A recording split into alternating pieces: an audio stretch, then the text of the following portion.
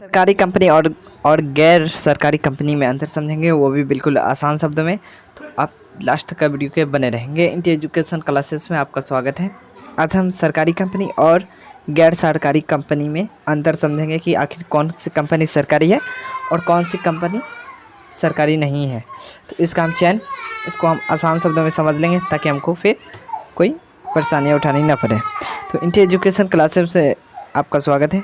Commerce अगर accountancy part भी company class 12। स्वामित्व के आधार पर कंपनी कितने प्रकार के होते हैं?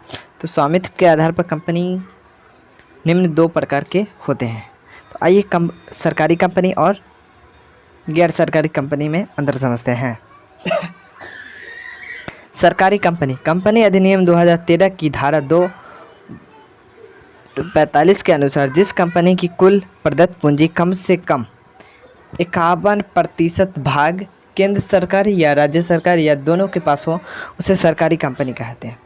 सरकारी कंपनी को आसान शब्दों में समझने का सबसे बेस्ट तरीका ये है कि किसी भी कंपनी में केंद्र सरकार या राज्य सरकार या दोनों में से किसी का या दोनों का किसी भी कंपनी में 51% साझेदारी हो गई तो वो कंपनी सरकारी कंपनी है। तो सरकारी कंपनी जिस भी कंपनी में 51% सरकार का हिस्सेदारी होती है, साझेदारी होती है, वो सरकारी कंपनी कहलाता है।